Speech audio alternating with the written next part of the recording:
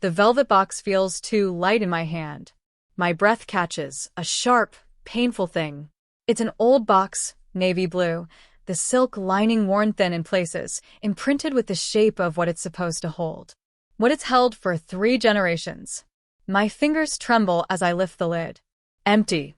Just the faint, ghostly indentation of the sunburst pendant, the delicate chain. A hollow, an echo. My grandmother's necklace. Gone. The air in our bedroom, usually so familiar, so safe, suddenly turns cold, sharp as glass. It slices into my lungs. This is a misplacing something. This is a void. A theft. And a sickening certainty begins to curdle in my stomach, cold and heavy. There's only one person who knew its true value, not in money, but in memory. Only one person who had access, whose touch wouldn't have raised alarm bells in my mind until this very second. My husband, Mark. The silence of the room presses in, amplifying the frantic thud of my own heart. It's a drumbeat of betrayal, growing louder with every passing moment. If you've ever felt that sickening drop, that moment where the world tilts and nothing feels safe, tell me in the comments. I read every single one. And if you haven't already, please subscribe. It means more than you can imagine, knowing you're out there listening. Our life, before, was painted in strokes of comfortable routine. Sunday mornings were for sleepy coffees in bed, the newspapers spread out between us, his arm casually draped over my shoulder. We weren't extravagant people. Happiness, for us, was in the small rituals, the way he'd always save me the last bite of dessert, the silly tunes he'd hum while cooking, the comforting weight of his presence beside me at night. We'd been together for 10 years, married for 7. Mark was, or so I believed, my anchor, my quiet harbor in a sometimes chaotic world. He was an architect, meticulous and thoughtful, a man who remembered anniversaries and my favorite flowers, who could always make me laugh even when I felt like crying. We talked about children, a little house with a garden, growing old together. Those conversations now feel like scenes from a movie about someone else's life. The necklace, it wasn't just jewelry. It was my grandmother's story, her legacy. She'd received it from my grandfather on their wedding day, a burst of antique gold and tiny seed pearls, a miniature sun to signify a new dawn. She wore it through war and peace, through joy and sorrow. When she passed, she left it to my mother, and my mother, in turn, gave it to me on my own wedding day. To carry the strength of the women before you, Mom had whispered, her eyes shining, as she fastened the delicate clasp around my neck. It felt warm against my skin, imbued with love, resilience. I didn't wear it often, only on special occasions, terrified of losing such an irreplaceable piece of my history. It lived in its navy velvet box, tucked away in the antique dresser in our bedroom, a silent, glittering reminder of heritage and enduring love. Mark knew its significance. He'd held it once, admiring the craftsmanship, listening patiently as I recounted the stories attached to it. He'd even suggested getting a safety deposit box for it, a suggestion I'd waved away, saying, "It's safer here, with us, where it's loved." The irony of that statement now burns like acid. Our normal was built on a foundation of shared trust, or so I thought. His shirts in the closet next to my dresses, his books on the nightstand, his laughter echoing in our home. 1,000 tiny threads of intimacy woven together to create the fabric of our marriage. A fabric I now see was threadbare in places I'd refused to acknowledge. The desire was simple, a life of mutual respect, love, and unwavering partnership. A safe harbor. What I got was a shipwreck. The first crack appeared subtly, a hairline fracture I almost missed. Mark started working late more often. Big project, he'd say, a new, unfamiliar weariness in his voice. His phone, once casually left on the kitchen counter, became an extension of his hand, screen always down, a passcode newly enabled. When I'd reach for him in bed, he'd sometimes flinch or pretend to be asleep. Intimacy dwindled, replaced by a polite distance. I'd ask if everything was okay, and he'd reassure me, a little too quickly, a little too smoothly. "Just stressed, babe." Work's a killer. I tried to be understanding, supportive. I'd make his favorite meals, leave him little notes, try to create pockets of calm in his supposedly hectic schedule. But the unease grew, a knot in my stomach that tightened with each unanswered question, each vague explanation. Then came the whispers, the scent of a perfume that wasn't mine clinging faintly to his collar one evening. He'd laughed it off. Must have been someone at the office, a client maybe. You know how those meetings are, but his eyes didn't meet mine. That was the first real stab of fear. The inciting incident, the true disruption, wasn't a dramatic confrontation. It was a quiet Tuesday afternoon. Mark was supposedly at a site visit across town. I was sorting through old receipts for tax season when an email notification pinged on our shared tablet, one he rarely used.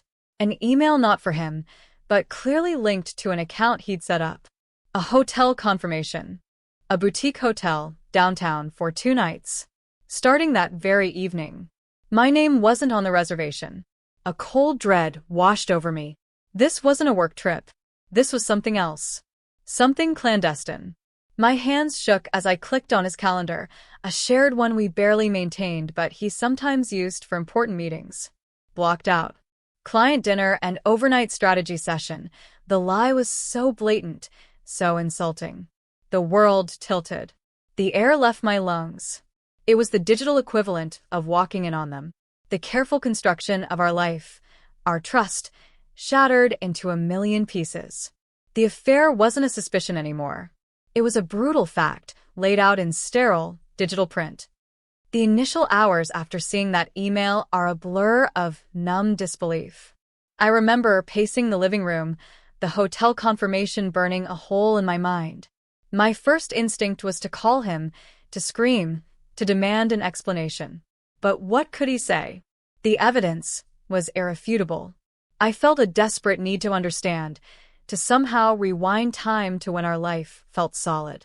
My mind raced, replaying the last few months, searching for clues I'd missed, for moments where I could have, should have known. The late nights, the secretive phone calls, the growing emotional chasm between us, it all clicked into place with horrifying clarity. Each memory was now tainted, viewed through the lens of this betrayal. Did he look at me with pity? Contempt? Was our entire life a carefully constructed lie? The pain was a physical thing, a crushing weight on my chest. I wanted to curl up and disappear. I tried calling my best friend, Sarah, but her voicemail picked up. I left a garbled message, probably incoherent. I felt utterly alone, adrift in a sea of shock and grief. Sleep was impossible that night. Every creak of the house, every shadow, seemed to mock me. I imagined him with her in that boutique hotel, sharing intimacy that was once mine. The images were like shards of glass in my mind. The next morning, I confronted him, or tried to. I'd rehearsed it all night, the calm, rational questions, the demand for honesty. But when he walked into the kitchen, humming, reaching for the coffee as if it were any other day, something inside me snapped. I threw the tablet onto the counter, the email still displayed. Explain this, Mark, his face went pale. For a moment, he looked genuinely shocked, not that he'd been caught, but that I'd found out. Then the practiced denial. What are you talking about? That's a mistake. A work thing. A booking for a client. The lies were so flimsy, so insulting to my intelligence. A client you're spending the night with? My voice trembled, a mixture of rage and heartbreak. He tried to gaslight me, telling me I was being paranoid, that I was misinterpreting things. He even had the audacity to act offended. After all these years, you'd think I'd lie to you? He'd said, his voice laced with false indignation. It was like talking to a stranger. The man I loved, or thought I loved, was gone, replaced by this defensive, deceitful creature. The argument escalated, his denials becoming more elaborate, my accusations more pointed. He never confessed. Not then. He just stormed out, claiming he was late for a meeting, leaving me standing in the wreckage of our kitchen, the silence deafening. The early struggles were a descent into a private hell. I felt like I was losing my mind, questioning my own sanity, just as he intended.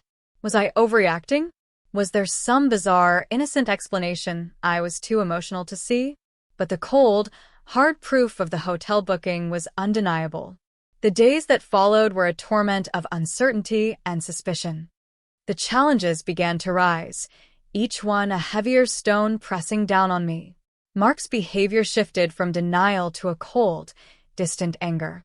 He moved into the guest room, a silent, hostile presence in our home. The air crackled with unspoken accusations. He'd leave early, come home late, offering no explanations, his face a stony mask. Communication dwindled to curt, necessary exchanges. It was a suffocating, lonely existence, living with the ghost of our marriage. I started to dig, a desperate, painful excavation of our life. I checked phone records, credit card statements. The evidence piled up, calls to an unknown number, late-night texts, unexplained purchases at restaurants I'd never been to, flower shops, even a lingerie store. Each discovery was another twist of the knife. He wasn't just having an affair, he was funding it with our money, our future. The betrayal cut deeper than I thought possible. It wasn't just about sex. It was about the lies, the disrespect, the utter disregard for me, for our vows, for everything we had built. One Saturday, while he was out on another of his mysterious errands, a wave of cold dread washed over me. The necklace. I hadn't thought about it amidst the initial chaos of discovering the affair, but suddenly, its image flashed in my mind. I rushed to the bedroom, to the antique dresser. My hands fumbled with the drawer, pulling it open. The familiar navy velvet box was there. For a split second, relief washed over me. Then I picked it up. Too late. My heart plummeted. I opened it.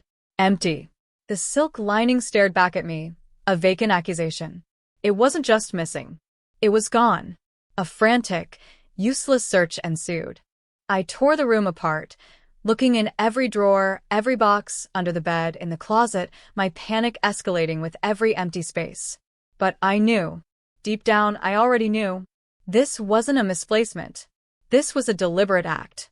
And the timing, coinciding with his affair, with the unexplained expenses, it was too coincidental. The realization hit me with the force of a physical blow. He wouldn't. He couldn't. But the evidence, circumstantial yet overwhelming, screamed that he had. The man I married, the man who knew what that necklace meant to me, to my family, had taken it. The thought was so monstrous, so far beyond anything I could have imagined him capable of, that it almost didn't compute. This wasn't just infidelity anymore. This was theft. This was a desecration of something sacred. The challenges were no longer just emotional. They were becoming tangible, criminal. My grief began to morph, hardening into a cold, sharp anger. The fight for my marriage was over. A new fight was beginning. The fight for justice and for myself. The shift happened on a rainy Tuesday afternoon, about 3 weeks after I discovered the empty necklace box. I'd spent those weeks in a daze of grief and simmering rage, confronting Mark repeatedly about the necklace. He denied it, of course, vehemently. Why would I do that, Sarah? It's your grandmother's. I know what it means to you. You've probably just misplaced it. You're stressed, not thinking clearly, more gaslighting. More attempts to make me doubt my own sanity. But the certainty in my gut was a cold, hard stone. He was lying. And I was tired of his lies. I had hired a private investigator, a discreet woman named Ms. Evans, recommended by a friend of a friend who'd gone through a similarly messy divorce. It felt like a betrayal of the person I used to be, the trusting wife, but that woman was gone, shattered by Mark's deceit. Ms. Evans was thorough, methodical. She'd been tracking Mark's movements, his spending. That rainy Tuesday, she called me. I think I found something you need to see. We met in a quiet, anonymous coffee shop. Ms. Evans slid a small, brown envelope across the table. Inside were photographs. Grainy, a little blurred, but clear enough.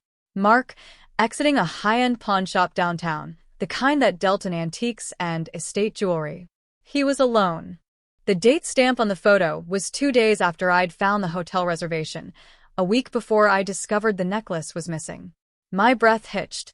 Then another set of photos. Mark, a few days later, meeting a woman for lunch. She was younger, with bright blonde hair and a predatory smile. And there, around her neck, gleaming against her skin, was a sunburst pendant.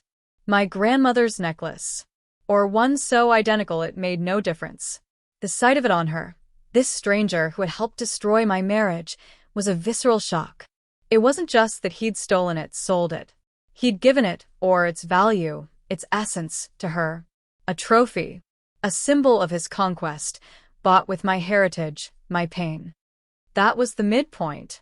The moment the last vestiges of sorrow, of hope for reconciliation, were burned away by a white-hot, clarifying rage. It wasn't just about the affair anymore, or even the theft. It was about the calculated cruelty, the profound disrespect. He hadn't just broken my heart, he'd tried to break my spirit, to erase my history. Staring at those photos, a cold calm settled over me. The tears stopped. The shaking stopped. Something inside me solidified, hardened into steel. He thought I was weak, a sentimental fool he could manipulate and discard. He was about to find out how wrong he was. My strategy didn't just change, it was born in that moment. No more tears. No more pleading. No more playing the victim. It was time to fight back. And not just for the necklace. For my dignity. For my future. For every woman who had ever been betrayed and underestimated. He had weaponized my love and trust against me. Now, I would weaponize his arrogance and deceit against him. The game had changed, and I was about to write the new rules. The days following the revelation from Ms. Evans were a strange kind of limbo. I lived in the same house as Mark, but we were ghosts to each other. He seemed almost relieved by my silence, misinterpreting my cold composure as defeat, as a broken woman's resignation. Little did he know, beneath the surface, a storm was gathering. The deepening crisis wasn't about me falling apart. It was about the terrifying clarity of what I had to do and the strength I had to find to do it. All illusions about Mark, about our life together, were gone. I saw him for what he was, a thief, a liar, a man who would desecrate something precious for his own selfish desires. The love I once felt had curdled into a bitter, icy resolve. My primary challenge was gathering irrefutable proof that linked the sale of the necklace directly to the mistress, not just Mark. Ms. Evans was good, but pawn shop records were tricky. They'd show Mark sold an item, but proving it was my specific, identifiable heirloom and that the proceeds or the item itself went to her required more. Mark, in his arrogance, grew bolder. He started bringing the mistress, a woman named Tiffany, according to Ms. Evans's intel, closer to our life. Not to our home.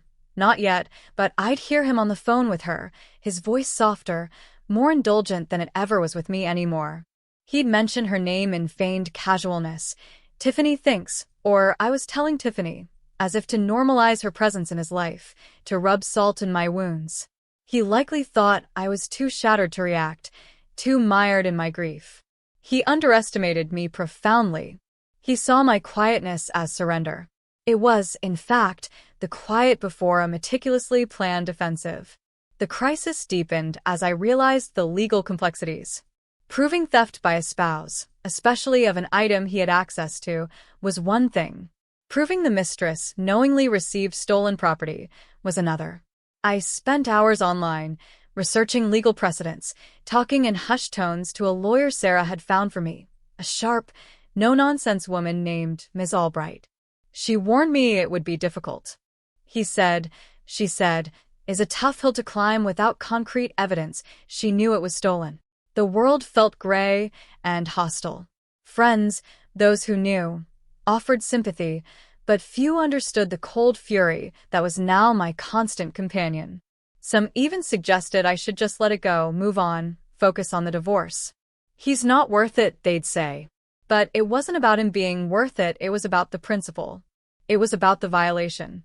It was about that necklace around her undeserving throat.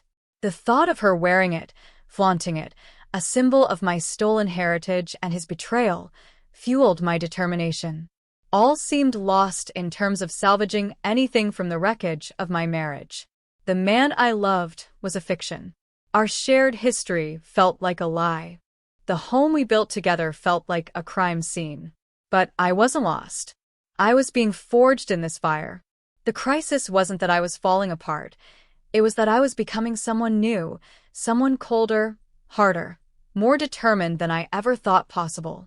The pain was still there, a dull ache beneath the anger, but it no longer paralyzed me. It fueled me. This wasn't just about getting revenge. It was about reclaiming what was mine, not just the necklace but my self-respect, my power. And I would do it, no matter how deep the crisis seemed, no matter how much he thought he had broken me. He had no idea what was coming. The turning point arrived not with a bang, but with a quiet, steely click in my mind. It was late one night, about a week after seeing the photos of Tiffany wearing what I was convinced was my necklace. I was sitting in the dark living room, Mark's snores echoing faintly from the guest room. The house felt alien, contaminated. I looked at my reflection in the dark window, a pale, tired face. But my eyes. There was a hardness there I hadn't seen before. A glint of something unyielding. That was the moment. The final decision. I would not just passively accept this. I would not just mourn and move on. I would act. I would orchestrate his downfall, and hers, with the same meticulous care he had once shown in designing buildings, the same care he now applied to his deceit. My grief had burned itself out, leaving behind a cold, clear purpose. The next morning I called Ms. Albright, my lawyer, again. "I want to proceed," I said, my voice devoid of the tremor it had held before. "I want to report the necklace stolen. And I believe I know who has it." Ms. Albright was cautious. "We need more than belief, Sarah. We need proof she knew it was stolen, or at least strong evidence pointing to it." This was the crux. How to prove Tiffany wasn't just an innocent recipient of a gift. My mind raced.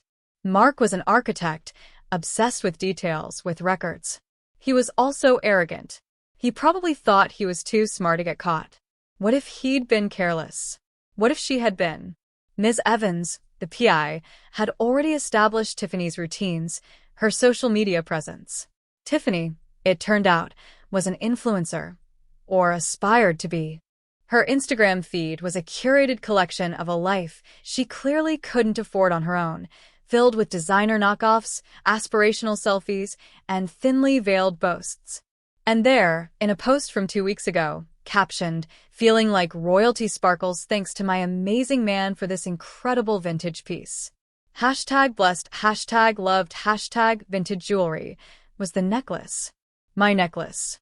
Photographed in sharp detail, gleaming against her décolletage. The comments were fawning. One, however, caught my eye. A friend of hers had written, "OMG Tiff, that's stunning. Is that the one Mark said was a family heirloom he had to liberate for you? So romantic." Tiffany had replied with a string of coy emojis. Liberate. The word hung in the air, a digital smoking gun. He hadn't just given her a gift. He'd told her its provenance, twisted its story to make himself sound like a romantic hero, rescuing a treasure for her.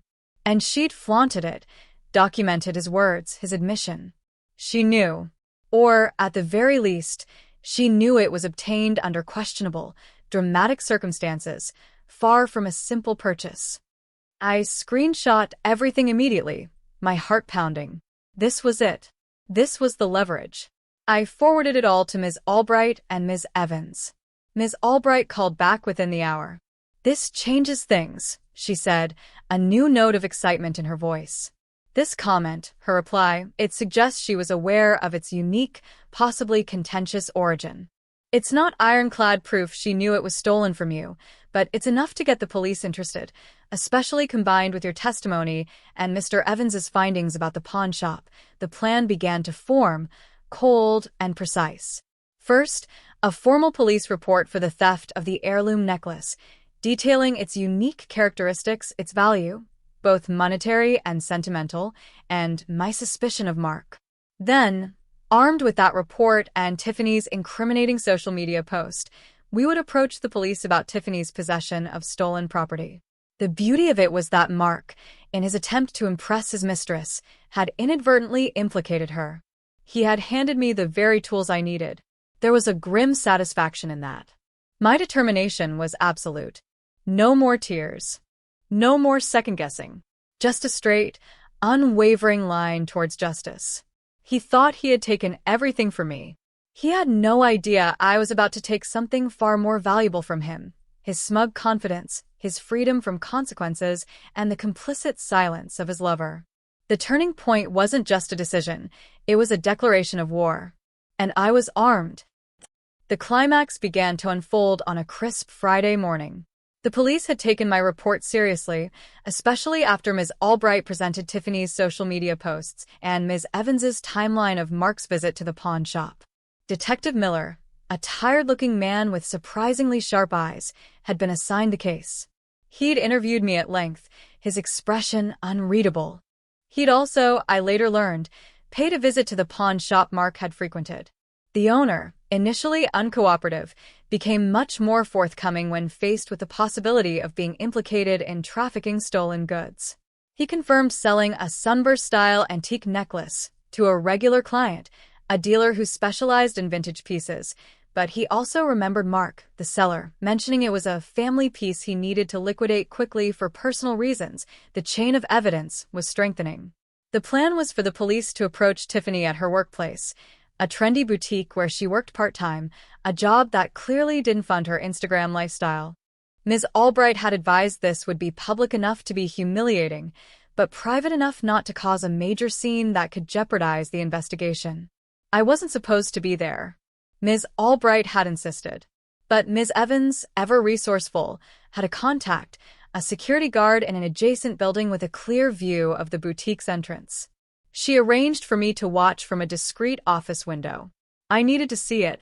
I needed to witness this small piece of justice. Mark had left for work early that morning, whistling, oblivious. He'd been almost cheerful lately, probably believing I'd finally accepted defeat. The irony was a bitter pill he was about to be forced to swallow. I sat in that borrowed office, coffee cold in my hand, my heart a frantic bird against my ribs. Ms. Evans was beside me, a quiet, reassuring presence. Then, at precisely 10:30 a.m., Detective Miller's unmarked car pulled up across the street from the boutique. Another followed. 2 uniformed officers got out, flanking Miller as he walked towards the entrance. The building held its breath. I held mine. They disappeared inside. The minutes stretched, taut and agonizing. I imagined the scene. Tiffany, probably preening behind the counter, her confidence shattering as Detective Miller identified himself, asked her about the necklace. Asked her where she got it. Showed her, perhaps, a picture of my police report. Then it happened. The doors of the boutique opened. Tiffany emerged, flanked by the 2 uniformed officers. She wasn't handcuffed, not yet, but her face was a mask of disbelief and dawning horror. Her blonde hair, usually so perfectly coiffed, seemed askew. Her eyes darted around wildly. And then, Detective Miller, holding a small, clear evidence bag. Inside, glinting even from this distance, was the sunburst. My grandmother's necklace. A wave of dizziness washed over me. It was real. This was happening. As they guided Tiffany towards the police car, her composure crumbled. She started to cry, loud, ugly sobs. She was protesting, her voice shrill, reaching for her phone. And that's when Mark's car screeched to a halt beside the police vehicles. He must have been alerted by Tiffany. He leapt out, his face a thundercloud of confusion and rage. "What the hell is going on?" he yelled, striding towards them. Detective Miller calmly intercepted him. I couldn't hear their words, but Mark's body language screamed panic. He gestured wildly, his face turning red. He looked towards Tiffany, who was now wailing, pointing a trembling finger at him. And then, the moment I had replayed in my mind 1,000 times, the plot twist that was my own bitter creation. Mark's eyes scanned the street, the surrounding buildings, and somehow, they found me. Across the distance, through the glass, our eyes locked. His face. Oh, his face. The arrogance, the smug certainty, vanished. Replaced by raw, naked shock. Then something even more satisfying, dawning comprehension. He understood. This wasn't random. This wasn't a mistake. This was me. His mouth fell open. He looked from me to Tiffany, who was now being gently but firmly placed in the back of the police car. He looked back at me, his expression pleading, horrified. And then, Mark, my strong, stoic, deceitful husband, crumpled. Not literally to the ground, but his shoulders slumped, his head bowed. He put his hands to his face, and I could see his body shaking. He was crying. Not quiet tears of remorse. These were the racking sobs of a man whose world had just imploded, a man who had been outmaneuvered, blindsided. He'd expected a messy divorce, arguments over assets. He'd never, in his wildest dreams, anticipated this. He'd never imagined his carefully constructed affair would lead to his mistress being arrested for receiving stolen property, a crime he had directly facilitated. He never imagined I had the strength, the cold fury, to orchestrate it. The gun he had pointed at my life, my history, had, in a way, swung back to point at himself, at the new life he was so callously building. There was no triumph in me, not really. Just a vast, empty ache, and the grim satisfaction of a plan perfectly executed. He had sown betrayal. He was reaping the consequences. And I, the woman he thought he had broken, was the one still standing, watching it all unfold. The aftermath was as messy and complicated as you'd expect, yet imbued with a strange, liberating clarity. Tiffany, faced with irrefutable evidence, including her own social media posts and Mark's panicked, contradictory statements when he tried to intervene, quickly realized the gravity of her situation. Her lawyer advised cooperation. She admitted Mark had given her the necklace, telling her it was a family heirloom he'd managed to get his hands on after a lot of drama. She claimed she had no idea it was stolen in the legal sense, but her story was weak, especially given her online gloating about its liberation. To avoid more serious charges, she returned the necklace immediately. It was handed over to me by Detective Miller a few days later, still in its evidence bag. Holding it again was strange. It felt cold, tainted by its journey. The joy it once symbolized was clouded by the pain of its theft and recovery. It was no longer just a beautiful piece of jewelry, a link to my grandmother's. It was now also a symbol of betrayal, but more importantly, a symbol of my resilience, my refusal to be a silent victim. Mark was a wreck. He was questioned extensively by the police. While they didn't have enough to charge him with the theft directly at that point, it was still, frustratingly, his word against mine about the initial taking from our home. The investigation cast a dark shadow over him. The social implications were immediate. News of Tiffany's arrest and his connection to it spread like wildfire through our social circle and his professional one. He was humiliated, ostracized. His carefully cultivated image as a respectable architect shattered. He tried to talk to me, of course. Called incessantly. Left tearful, rambling voicemails filled with apologies, excuses, blame. He said Tiffany had manipulated him. He said he'd made a terrible mistake. He said he loved me, that he wanted to fix things. I listened to none of it.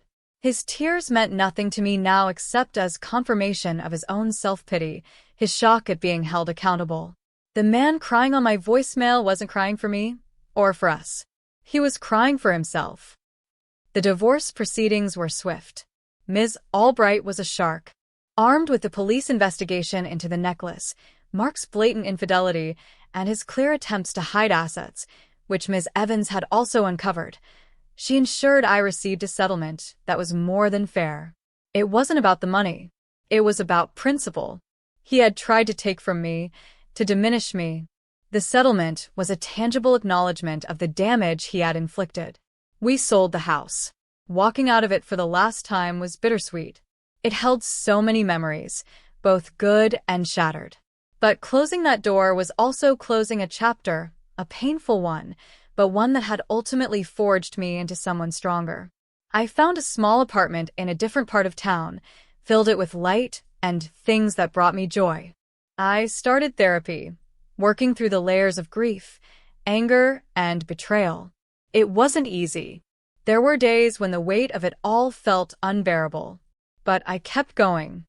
The necklace sits in its navy velvet box, now in a secure bank vault. I don't wear it. Maybe one day I will. Or maybe I'll pass it on to a daughter or niece, if I ever have one, and tell her its full story. A story not just of love and heritage, but of betrayal and the strength found in standing up for oneself. It's a reminder that even in the deepest darkness, you can find the resolve to fight for the light, for your truth. Mark? I hear he lost his job. His reputation was in tatters. Tiffany, I believe, received a fine and probation, her dreams of influencer glory tarnished by a police record. They both got what they deserved, perhaps not in the grand, dramatic way movies portray, but in the slow, grinding reality of consequences. My victory wasn't loud or explosive. It was quiet, internal. It was the reclaiming of my peace, my self-worth. It was the knowledge that I had faced the worst, and I had not only survived, but I had emerged stronger, wiser, and undeniably, irrevocably myself. Life is different now. Quieter, more intentional. And in that quiet, there is a profound sense of hope. A hope built not on illusions, but on the solid bedrock of my own hard-won strength. If this story hit close to home, or if you've ever had to find strength you didn't know you possessed, I'd love to hear your version in the comments. Thanks for being here, for listening. Subscribing helps bring more of these stories to life, and I appreciate every single one of you.